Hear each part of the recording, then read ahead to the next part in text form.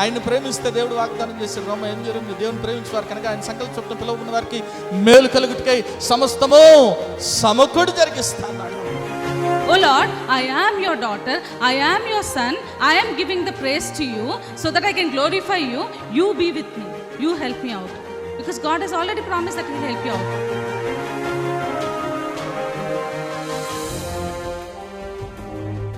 ఎన్నో మార్లు ఆయన తప్పులు చేస్తూ పాపము చేస్తూ నీకు విరోధంగా నడుస్తున్న మా కొరకు నాయన, అవిధేయులైన మా కొరకు ప్రభా నాయన తండ్రి, నీవు ఆ సెలవులో వెల చెల్లించావు కదా నాయన తండ్రి. నీవు నాయన మరణాన్ని జయించడం ద్వారా సజీవుడు అవటం ద్వారా నాయన ప్రభా తండ్రి యేసయ్యా, మరి నాయన మేము ఈరోజు సజీవులుగా ఉన్నాం కదా తండ్రి.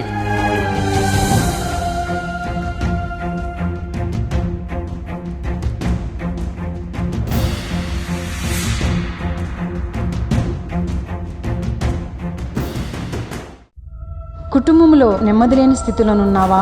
అప్పుల ఊబిలో కూరుకుపోయిన స్థితిలోనున్నావా? ఏ పని చేసినా విఫలమైపోతున్నావా? జీవితం లేని స్థితిలోనున్నావా? అనారోగ్యంతో అల్లాడిపోతున్నావా? తాగుడు, జూదం అనే రకరకాల సాతాను బంధకాల్లో కుటుంబ సభ్యులు ఉన్నారా? కుటుంబంలో రక్షణ లేని స్థితిలోనున్నారా? అయితే మీ సమస్యల నిమిత్తమై ప్రార్థన చేయటానికి మేము సిద్ధంగా ఉన్నాం. మీ ప్రార్థన అవసరత ఏదైనా సరే మాకు తెలియజేయగలరు. El Shaddai Prayer Tower, 306 3rd floor, Eden Square, above Spar Hypermarket, beside Apollo Hospital, Secunderabad. మా ఫోన్ నంబర్ 8885013886. దేవుడు మీ ప్రతి అవసరతను క్రీస్తు యేసు మహదైశ్వర్యంలో తీర్చునుగాక.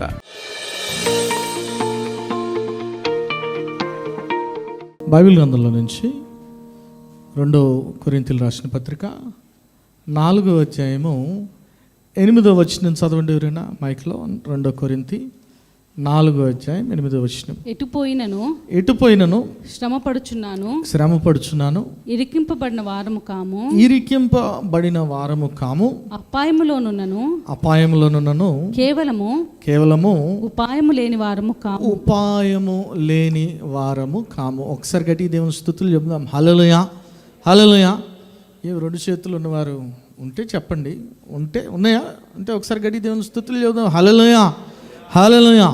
యేసుక్రీస్తు ఘనమైన నామములో మీ అందరికీ శుభములు. చూడండి, ఇక్కడ పౌలు భక్తుడు అంటున్నాడు కదా, ఎటుపోయినా ఏం కలుగుతుందంట కదా. ఎటు వెళ్ళినా, కుడి వైపుకి వెళ్తే శ్రమ, ఎడమ వైపుకి వెళ్తే శ్రమ, ముందుకు వెళ్తే శ్రమ, వెనక్కి వెళ్తే శ్రమ, ఎక్కడున్నా ఏ స్థితిలో ఉన్నా కూడా నేను శ్రమ పడుచున్నాను కానీ ఇరికింపబడిన వారము కాము అంటున్నాడు.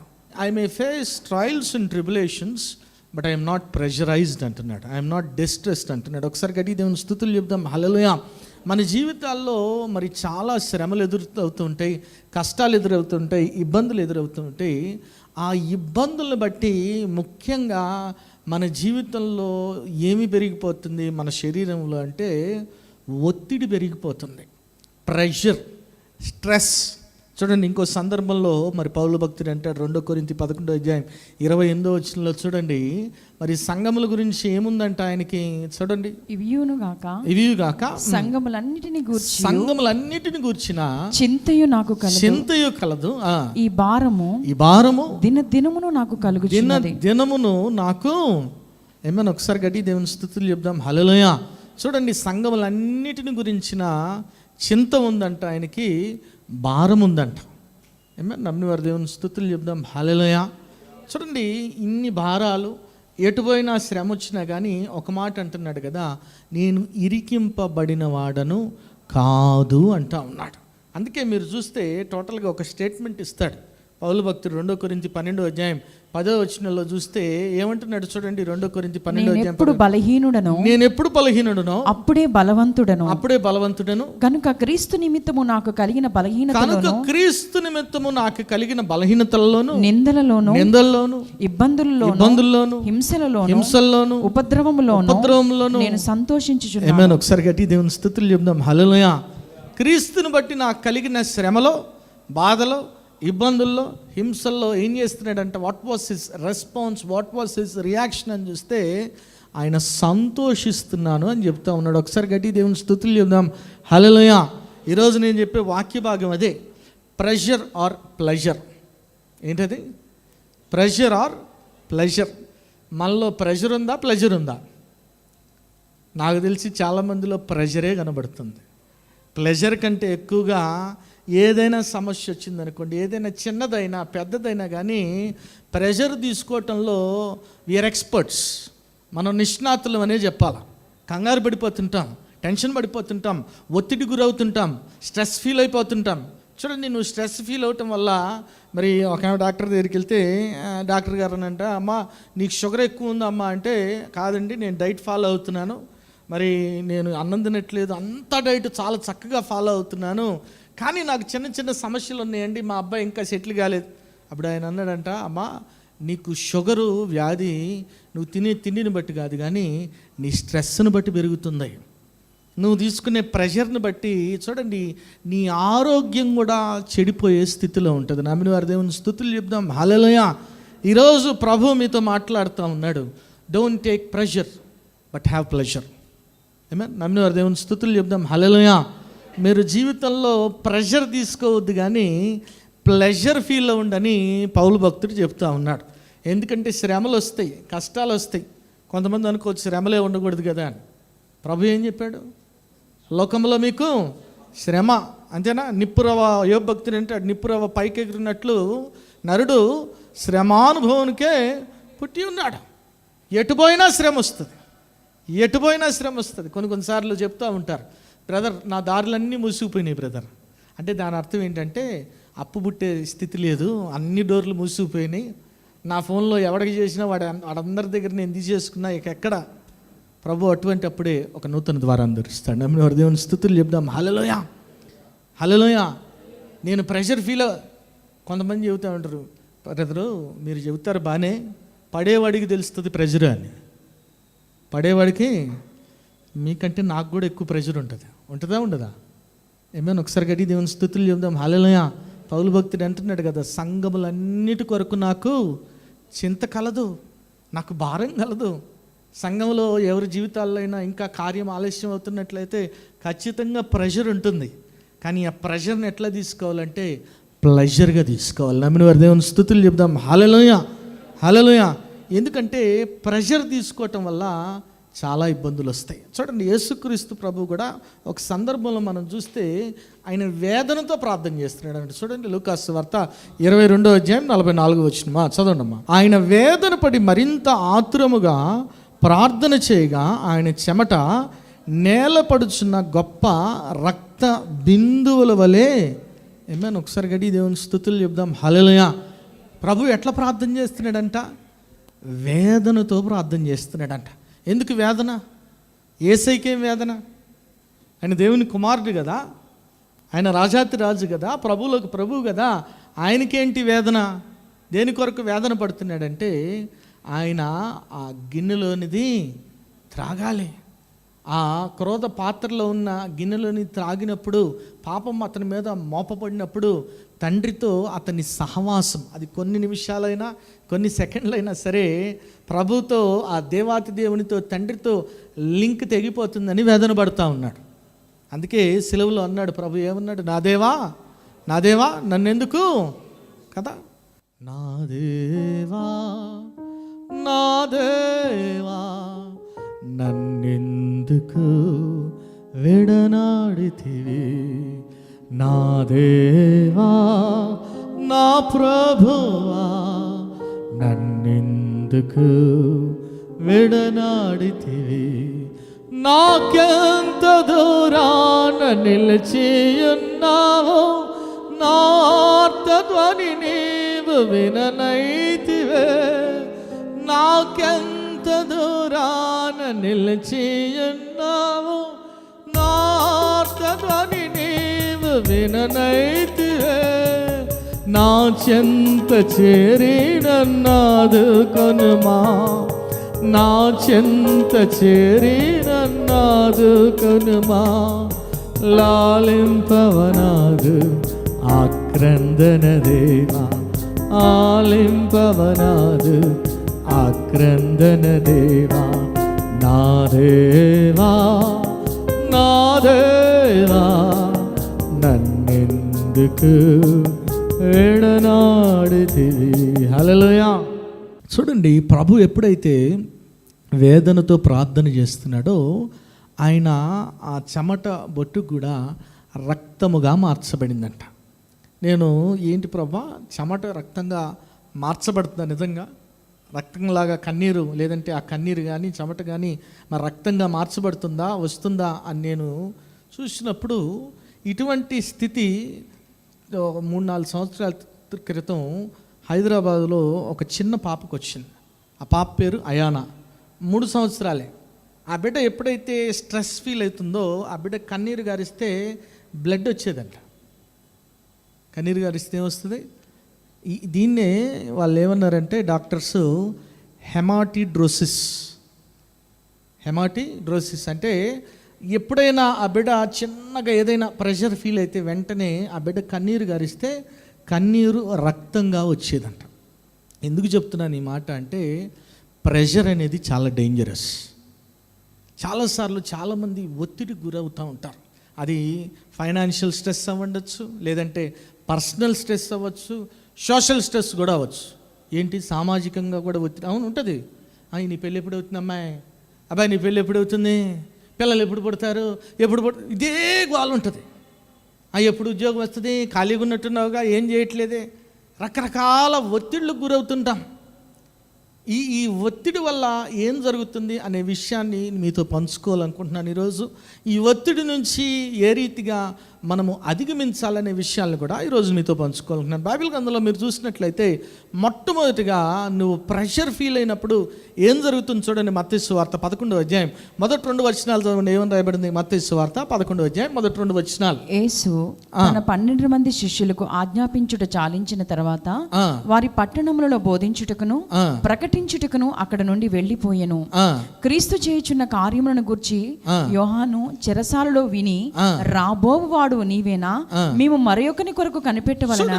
ఈ బాప్తిజం ఇచ్చి యోహాను ఏమడుగుతున్నాడండి? యేసయ్య దగ్గరికి తన మనుషుల్ని పంపించి అంటున్నాడు కదా, రాబోవాడవు నీవేనా, మేము మరి ఒక్కని కొరకు. ఎక్కడున్నాడు ఆయన? చెరసాల్లో ఉన్నాడు, బంధకాల్లో ఉన్నాడు. కాబట్టి ఏం ఫీల్ అవుతున్నాడు ఆయన? ప్లెజర్ ఫీల్ అవట్లా, ప్రెషర్ ఫీల్ అవుతున్నాడు. ఏమన్నా హల్లెలూయా. ప్లెజర్లో లేడు, ప్రెషర్లో ఉన్నాడు. ఏమన్ ప్రెషర్ ఫీల్ అయ్యి రాబోవాడవు నీవేనా అంటూ ఉన్నాడు.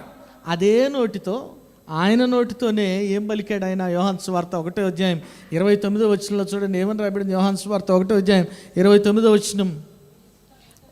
మరునాడు యోహాను యేసు తన యొద్దకు రాగా చూచి, ఇదిగో లోక పాపమును మోసుకొని పోవు దేవుని గొర్రెపిల్ల. ఏం మాట్లాడండి? ఇదిగో లోక పాపమును మోసుకొని పోవు దేవుని. అదే నోటితో చెప్పాడా లేదా? ఈయనేనండి లోక పాపములను మోసుకొని పోయే దేవుని గొర్రెపిల్ల అన్నాడు. ఎప్పుడైతే ప్రెషర్ ఫీల్ అయ్యాడో వెంటనే ఏమంటున్నాడు? అయ్యా రాబోవాడవు. గుర్తుపెట్టుకోండి, నువ్వు ఎప్పుడైతే ఒత్తిడికి గురవుతావో మొట్టమొదటిగా నీ ఆలోచన శక్తిని ఒత్తిడి హరిస్తుంది. నువ్వేం చేస్తున్నావు నీకు అర్థం కాదు, నువ్వేం మాట్లాడుతున్నావు నీకు అర్థం కాదు. అంతేనా? టెన్షన్ ఫీల్ అయ్యామనుకోండి, మనం ఏం చేస్తున్నాం మనకు తెలియదు, మనం ఏం మాట్లాడుతున్నాం కూడా మనకు తెలియదు. ఇది సాతానుగాడు చేసే దాడి. గుర్తుపెట్టుకోండి, సాతాను ఎప్పుడు కూడా మనల్ని ఒత్తిడి గురి చేస్తూ ఉంటాడు. మనం ఎప్పుడు కూడా మరి మన ఆలోచన శక్తిని కోల్పోయే విధంగా చేస్తాడు. అది మనం జ్ఞాపకం చేసుకోవాలా, మనం గుర్తుపెట్టుకోవాలా. ఆయన ఏం మాట్లాడుతున్నాడు కూడా అర్థం కావట్లేదు. ఆయన నోటితోనే చెప్పాడు, అయ్యా లోక పాపములు మోసుకొని పోవు దేవుని గొర్రెపిల్ల అన్నాడు. అంత మాత్రమే కాదు, ఈయనే ఇచ్చాడు. ఎవరికి బాప్తిసం?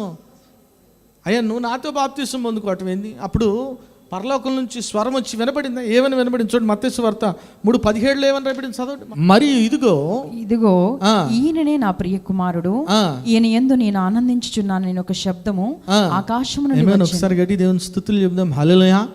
ఈయనే నా ప్రియ కుమారుడు, ఈయన యందు నేను ఆనందించున్నాననే శబ్దం ఎవరు విన్నారు అక్కడ? బాప్తిస్మిచ్ యోహాను కూడా విన్నాడు. అంటే కన్ఫర్మేషన్ కూడా వచ్చింది. ఆయనే చెప్పాడయ్యా నేను కాదు, నా వెనక వచ్చేవాడు ఆయనే, నేను ముందుగా వచ్చాను, ఆయన మార్గాన్ని నేను సిద్ధపరచడానికి వచ్చాను, ఈయనే లోక పాపంలో మోసుకునే గొర్రెపిల్ల అని చెప్పిన వ్యక్తి కాస్త ఎప్పుడైతే ఒత్తిడికి గురి అయ్యాడో జీవితంలో వెంటనే అంటున్నాడు కదా, రాబోవాడవు. ఒత్తిడి ఏం చేస్తుంది? అనుమానాలు కూడా క్రియేట్ చేస్తున్నాయి. అంతేనా? దేవుడు నీ జీవితంలో ఏదైనా కార్యం చేస్తాడని చెప్పాడు అనుకోండి, సమయం పడే కొద్దీ, దగ్గరకు వచ్చే కొద్దీ, ఒత్తిడి వచ్చే కొద్దీ, నిజంగా ప్రభు మాట్లాడాడా, దయ్యం మాట్లాడిందా? దేవుడేనా నాకు చెప్పిందా, దయ్యం చెప్పిందా? కదా, సందేహాలు వస్తాయా రావా? సందేహించడం వల్ల ఏమైనా పొందుకుంటావా దేవుని యొద్ద నుంచి? కదా, యాకోబు రాసిన పత్రిక 1వ అధ్యాయం 6వ వచనం ఏమని రాయబడింది చదవండి. యాకోబు రాసిన పత్రిక 1 సందేహించి అయితే అతడు ఏ మాత్రము సందేహింపక మీలో సందేహింపక విశ్వాసముతో అడగవలను. సందేహించువాడు గాలి చేత రేపబడి ఎగిరిపడు సముద్ర తరంగమును పోలి ఎట్లా ఉంటాడంట? సందేహించువాడు గాలి చేత రేపబడి ఎగురుచున్న సముద్ర తరంగం వల్ల. నీ జీవితంలో సందేహాలు ఉంటే నీవు ప్రభు యొద్ద నుంచి ఏమీ కూడా పొందుకోలేవు. నమ్మిన వారి దేవుని స్తుతులు చెప్దాం. హల్లెలూయా, హల్లెలూయా. కదా, ఆయన పేరే మార్చేశారు. ఆయన పేరేంటి బైబిల్ గ్రంథంలో? తోమా. కానీ ఏం పెట్టేశారు ఆయన పేరు? డౌటింగ్ తోమా, సందేహించే తోమా అని పేరు మార్చేశారు ఆయనకి. ఆయన ఏం చెబుతున్నాడయ్యా, ఆయన చేతి వేళ్లలో నేను ముట్టుకుంటేనే కానీ సందేహమేలా సంశయమదేలా, ప్రభు చేతి గాయములను పరికించి చూడు, గాయాలలో నీ వ్రేలు తాకించి చూడు, సందేహమేలా. ఆయన గాయాలు ముట్టుకుంటేనే కానీ నేను నమ్మను. ప్రభు అన్నాడు, ఇదిగో ముట్టుకో చూడు. నా ప్రభువా, నా దేవా, ప్రభు కొరకు హతసాక్షి అయ్యాడు. ఎక్కడో అవలా, భారతదేశంలోనే అయ్యాడు. ఒకసారి గడి దేవుని స్తుతులు చెప్దాం. హల్లెలూయా.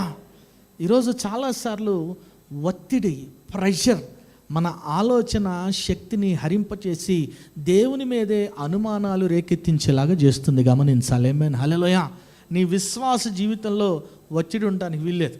ఒకటే, ఏదొచ్చినా, ఏ సమస్య వచ్చినా ఒకటే మాట నీ నోట్లోంచి రావాలి, నా దేవుడు చూసుకుంటాడు. ఆమేన్, హల్లెలూయా. నేను నమ్మదగిన వాడినప్పటికీ నా దేవుడు నమ్మదగిన వాడు, నా దేవుడు చూసుకుంటాడు. నా దేవునికి అసాధ్యమైంది ఏది కూడా లేదు. ప్రభు అంటున్నాడు కదా, మనుషులకి ఏది అసాధ్యమో అది నాకు సాధ్యం, నాకు అసాధ్యమైంది ఏదైనా కలదా అంటున్నాడు. ప్రభు చూసుకుంటాడు. ఒత్తిడి పెరిగే కొద్దీ మనలో ఆలోచన శక్తిని హరింపజేస్తాడు సాతానుగాడు, గుర్తుపెట్టుకోవాలి. కాబట్టి పట్టించుకోవద్దండి. ఈ లోకంలో చాలామంది ఉన్నారు మనల్ని ఒత్తిడి గురి చేయడానికి. సాతానుగాడు వారిని పావులుగా వాడుకొని, అమ్మో ఇంకా కాదా, ఇంకా జరగలేదా, ఇంకా అవ్వలేదా. నా ప్రభు చేస్తాడు. అనుకూల సమయమందు ఆయన నా మనవి ఆలకిస్తా అంటున్నాడు. He will give in the best time. దాన్ని బట్టి నువ్వు ప్రెషర్ ఫీల్ అవ్వకూడదు. ఇంకా కొంతమందికి ఎట్లుంటుందని వెంటనే జరిగిపోవాలి కదా. దావీదు భక్తుడు కూడా అంటాడు 70వ కీర్తనలో ఏమంటాడు చూడండి, మొదటి వచనం ఆఖరి వచనం చూడండి. ఏమని రాయబడింది 70వ కీర్తన మొదటి వచనం ఆఖరి వచనం? దేవా నన్ను విడిపించుటకు త్వరగా రమ్ము, యెహోవా నా సహాయమునకు త్వరగా రమ్ము. ఎట్లా రావాలంట? దేవా నన్ను విడిపించుటకు, నా సహాయమునకు త్వరగా, వెంటనే. వెంటనే కూడా కాదు, వెంటనే కదా. వెంటనే బిడ్డలు వెంటనే కావాలా. పుట్టడానికి 9 నెలలు పడుతుంది కదా. ఎట్లా ఉంటుంది మనకంటే, ఏటీఎంలో కార్డు పెట్టిన వెంటనే డబ్బులు వస్తాయి, వెంటనే ప్రభు తన సమయంలో జరిగిస్తాడు. ఏమైనా నమ్మిన వారి దేవుని స్తుతులు చెప్దాం. హల్లెలూయా. కాబట్టి don't feel pressurised but have pleasure in God. ఈరోజు నీవు ఒత్తిడికి గురవటానికి వీల్లేదు, కానీ దేవునిలో ఆనందించేవాడుగా, సంతోషించేవాడుగా ఉండాలి. ఏ సమస్య వచ్చినా, ఏ శ్రమ వచ్చినా, ఏ కష్టం వచ్చినా నా ప్రభు చూసుకుంటాడండి. ఏమన్నా నా ప్రభు చూసుకుంటాడు. నమ్మిన వారి దేవుని స్తుతులు చెప్దాం. హల్లెలూయా. ఇంకేం చేస్తుందంటే ఒత్తిడి. చూడండి, ఇంకో సందర్భం మనం చూస్తే మొదటి రాజుల గ్రంథము 19వ అధ్యాయము మొదటి 4 వచనాలు చదవండి. ఏమని రాయబడింది? మొదటి రాజుల గ్రంథం 19వ అధ్యాయం మొదటి 4 వచనాలు. ఏలియా చేసినదంతయు అతడు ఖడ్గము చేత ప్రవక్తలందరినీ చంపించిన సంగతయ్యును ఆహాబు యెజెబెలుకు తెలియచెప్పగా, యెజెబెలు ఒక దూత చేత ఏలియాకు ఈ వర్తమానం పంపించెను. రేపు ఈ వేళకు నేను నీ ప్రాణమును వారిలో ఒకని ప్రాణం వలె చెయ్యని ఎడల. బ్యూటిఫుల్ గా వార్నింగ్ ఇస్తుంది ప్రవక్తకి. ఏమంటుంది? రేపు ఈ వేళకు నేను నీ ప్రాణమును వారిలో ఒక ప్రాణం వలె చేయని ఎడల. మళ్ళీ ఇక్కడ ఎవరిని వాడుకుంటుంది? దేవుడు నాకు గొప్ప అపాయం కలగజేయనంటుండే. ఏమన్నా ఒకసారి గడ్డి దేవుని స్తుతులు చెబుదాం. హల్లెలూయా, హల్లెలూయా. ఎప్పుడైతే ఈ మాట విన్నాడో ప్రవక్త ఏం చేస్తున్నాడు చూడండి. తర్వాత వచనాలు చూడండి. ఏం చేస్తున్నాడంట?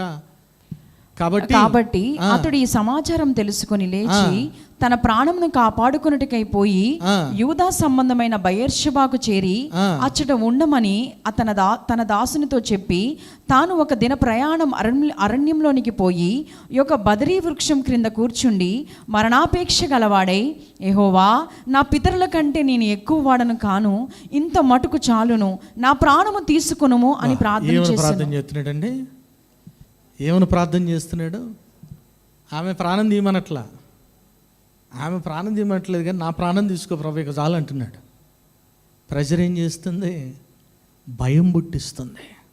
ఒత్తిడి ఏం చేస్తుంది? మనలో భయాన్ని గురి చేస్తుంది. అంతకుముందే ఛాలెంజ్ చేశాడు, బయలుదేవతల ప్రవక్తలతో ఛాలెంజ్ చేసి కదా, ఆకాశం నుండి అగ్నిని కుమ్మరించి ఆ ప్రవక్తలందరూ చంపించేశాడంట. అవునా? చూడండి అక్కడే 18వ అధ్యాయం 40 వచ్చిన ఏమన్నా ఇప్పుడు చదవండి. అప్పుడు ఏలియా ఒకరినైనను తప్పించుకొని పోనీయక బయలు ప్రవక్తలందరినీ పట్టుకునని వారికి సెలవీయగా జనులు వారిని పట్టుకునిరి. ఏలియా కీషోను వాగు దగ్గర వారిని కొనిపోయి అక్కడ వారిని వధించెను. ఒక్కరిని కూడా వదలకుండా బయలు ప్రవక్తలందరినీ చంపించిన వ్యక్తి, the most wicked lady in the Bible. చిన్న వార్నింగ్ ఇచ్చింది అంతే. అరేబాయ్, రేపటికల్లో నువ్వు ఉండవన్న వెంటనే గజ్జ గజ్జ గజ్జ గజ్జ వణికిపోతున్నాడు. వణికిపోయి దేవుని దగ్గరికి వెళ్ళి ఏం మొర పెడుతున్నాడంటే, ప్రభు నన్ను తీసుకో, నన్ను తీసుకో, నన్ను తీసుకో. ఒక ప్రవక్త, గొప్ప కార్యాలు చేసిన ప్రవక్త భయపడిపోతున్నాడు, వణికిపోతున్నాడు. ఒత్తిడి మనం ఏం చేస్తున్నామో మనకు అర్థం కాని స్థితిలోనికి తీసుకెళ్తుంది. ఏమైనా హల్లెలూయా. చాలాసార్లు మన జీవితాల్లో ఈ ఒత్తిడి గురవుతుంటాం, భయం వస్తుంది. అటువంటప్పుడే మనం ధైర్యంగా ఉండాలి. నమ్మిన వారి దేవుని స్తుతులు చెప్దాం. హల్లెలూయా, హల్లెలూయా. మన భారాన్ని ఏం చేయాలంట? ఎవరి మీద వేయాలంట కదా? మనం చదువుకున్నాం 68వ కీర్తన 19వ వచనంలో ఏం చేస్తాడంట ఆయన. చూడండి 68వ కీర్తన 19వ వచనంలో ఏమన్నా బిడ్డ చదవండి. ప్రభువు స్తుతినందును గాక అనుదినము ఆయన మా భారము భరించి. ఏం చేస్తున్నాడంట ఆయన? అనుదినము ఏం చేస్తున్నాడు ఆయన? అనుదినము మన భారాన్ని, కొన్ని రోజులైనా, కొంత సమయంలోనైనా, ప్రతిరోజు మన భారాన్ని మోస్తున్నాడంట ప్రభు. ఏమైనా హల్లెలూయా. కానీ ఎందుకు మోయట్లేదు మీ భారాన్ని అంటే, నువ్వు ఆయన మీద మోపట్లేదు నీ భారాన్ని. ప్రభు అంటున్నాడు, ప్రయాసపడి భారం మోసుకొని సమస్తమైన వారారా నా ఎదుగు రండి, నేను మీకు విశ్రాంతిని కలుగజేస్తా అంటాడు కదా. ఈరోజు నీ జీవితంలో ఏం ఒత్తిడి ఉన్నా సరే, it can be A financial stress, లేదంటే కొంతమంది జాబ్లో ఒత్తిడి ఉంటుంది, ప్రెషర్ ఉంటుంది కదా, పని ఒత్తిడి ఎక్కువ ఉంటుంది. అమ్మ నా వల్ల కావట్లేదు, నేను చేయలేకపోతున్నాను, పని చేయలేకపోతున్నాను. నువ్వు ఒత్తిడి తీసుకోవటం వల్ల నీ జీవితాన్ని నువ్వే నాశనం చేసుకుంటున్నావు. నమ్మిన వారి దేవుని స్తుతులు చెప్దాం. హల్లెలూయా. దానికి బదులుగా ఆ భారాన్ని ఎవరి మీద వేయాలి? దేవుని మీద వేయాలి. అనుదినము ఆయన మన భారాన్ని భరిస్తాడు. ఎప్పుడైతే మన భారాన్ని భరిస్తాడు, ఒక మాట అంటాడు 55 కీర్తన 22వ వచనంలో చూడండి, నీతిమంతుడు ఏంటంటే ఏమని రాయబడింది చదవండి. 55 నీ భారము యెహోవా మీద మోపము, ఆయనే నిన్ను ఆదుకొను, నీతిమంతులను ఆయన ఎన్నడును. ఏమైనా ఒకసారి గట్టి దేవుని స్తుతులు చెబుదాం. హల్లెలూయా, హల్లెలూయా. నీతిమంతులను ఆయన, ఎవరు నీతిమంతులు? ఎవరు నీతిమంతులు?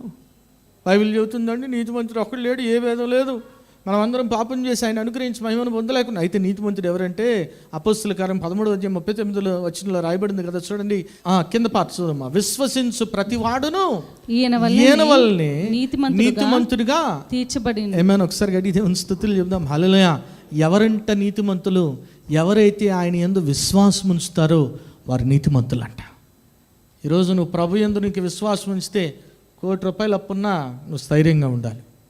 ఉంటావా ఉండవా? 10,000కే బ్రేక్ డ్యాన్స్, షేక్ డ్యాన్స్ వేస్తున్నావు నువ్వేడ. ఏమైనా హల్లెలూయా. నీతిమంతుడు ఎన్నడూ కదలలేడంతే. నువ్వు నీ భారాన్ని ప్రభు మీద వేస్తే నువ్వు ఎప్పటికీ భయపడవలసిన అవసరం లేదు. వస్తాయి శ్రమలు, వస్తాయి కష్టాలు, వస్తాయి ఇబ్బందులు వస్తాయి, కానీ ఒత్తిడికి గురవటానికి వీల్లేదు. ఎటు పోయినా శ్రమ వస్తుంది, కానీ ఇరికింపబడిన వారము కాము.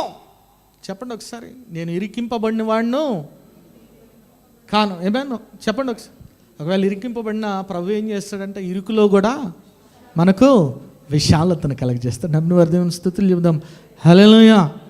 ఈరోజు చాలామంది స్ట్రెస్ ఫీల్ అవుతున్నారు, ప్రెషర్ తీసుకుంటున్నారు. అవసరం లేదు, నా దేవుడు చూసుకుంటాడు.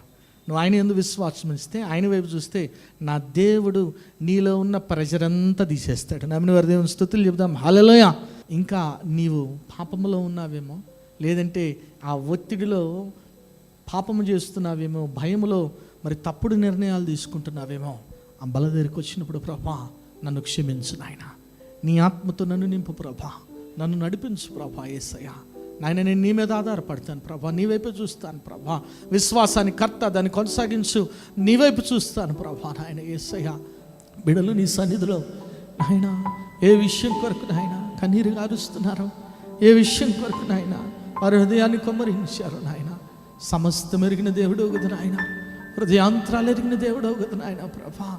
ఒత్తిడిలో ఉన్నారేమో ప్రభా, ఒత్తిడిలో ఉన్నారేమో సమస్యలను బట్టి, ఒత్తిడిలో ఉన్నారేమో కష్టాలను బట్టి నాయన, ఒత్తిడిలో ఉన్నారేమో ప్రభా తండ్రి ఇబ్బందులను బట్టి నాయన ప్రభా. నువ్వు చూసే దేవుడు, చూసుకునే దేవుడు కదా నాయన ప్రభా. ఈరోజు నాయన నీ సన్నిధిలో బిడలు నాయన దేని కొరకు మొరపెడుతున్నారు, దేని కొరకు కన్నీరు గారుస్తున్నారు ప్రభా తండ్రి యేసయ్యా. నువ్వు చూస్తున్నావు తండ్రి, చూస్తున్నావు ప్రభా. నాయన శక్తి సరిపోవట్లేదేమో, పోరాటానికి శక్తి సరిపోవట్లేదేమో నాయన ప్రభా. నాయన వారి విశ్వాసం సరిపోవట్లేదేమో ప్రభా తండ్రి యేసయ్యా. బలపరచండి, బలపరచండి ప్రభా. నాయన తండ్రి నాయన అంటున్నాడు కదా నాయన, ఆ మోగదయం పట్టిన నాయన కుమారుని తండ్రి నమ్ముచున్నాను కానీ అపనమ్మిక కలగకున్నట్లు నా కొరకు ప్రార్థన చేయమంటున్నాడు కదా నాయన ప్రభా తండ్రి. నిన్నే అడుగుతున్నాడు ప్రభా. అవును ప్రభా, పరిస్థితుల వల్ల అపనమ్మిక కలుగుతుందేమో నాయన ప్రభా. Give them strength lord, give them strength Jesus. నాయన నీ శక్తితో నాయన బిడ్డల్ని నింపమని అడుగుతున్నా ప్రభా. బిడ్డల ప్రతి అవసరతను కూడా తీర్చండి నాయన యేసయ్యా. ఈ వాక్యాన్ని మీరు నీరు కట్టి ఫలింపు చేయమని ప్రతి ఒక్క బిడ్డ కూడా నాయన వాక్యానుసారం జీవించి ఫలించడి కమల వలె ఉండే కృపద ఇచ్చేయమని నజరేయుడైన యేసు నామములో ప్రార్థించి వేడుకుంటున్నాము తండ్రి, ఆమేన్. ప్రభువైన యేసుక్రీస్తు నామమున మీ అందరికీ శుభములు. ఈ వారం బైబిల్ క్విజ్ హెచ్కేలు గ్రంథము నుండి. మొదటి ప్రశ్న, ఎవరు నిర్దోషి?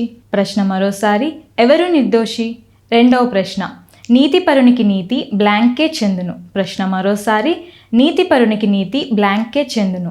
మూడవ ప్రశ్న, స్వబుద్ధిని అనుసరించు అవివేక ప్రవక్తలకు బ్లాంక్. ప్రశ్న మరోసారి, స్వబుద్ధిని అనుసరించు అవివేక ప్రవక్తలకు బ్లాంక్. ఈ ప్రశ్నలకు గల సమాధానాలు స్క్రీన్పై కనబడుచున్న నంబర్కు తెలియజేయగలరు. గత వారం బైబిల్ క్విజ్ ప్రశ్నలకు సమాధానాలు. మొదటి ప్రశ్నకు జవాబు, వ్యర్థమైన దర్శనములు కనుచు నమ్మదగని సోదగానరైన ప్రవక్తలు. హెచ్కేలు 13:9. రెండవ ప్రశ్నకు జవాబు, వ్యర్థమైన మాటలు పలుకుచు నిరర్ధకమైన దర్శనములు కనుచున్నారు. హెచ్కేలు 13:8. మూడవ ప్రశ్నకు జవాబు హెచ్కేలు 12:6. ఈ వారం బైబిల్ క్విజ్ విజేత విజయలక్ష్మి గారు ఫ్రమ్ గుంటూరు. ఇప్పటి వరకు అనేక ప్రోగ్రామ్స్ జరిగినాయి, మీరు చూడొచ్చు, వాచ్ చేయొచ్చు. మరి చూడండి, బలపడండి, పరిశుద్ధాత్మను పొందుకోండి. ఆమేన్.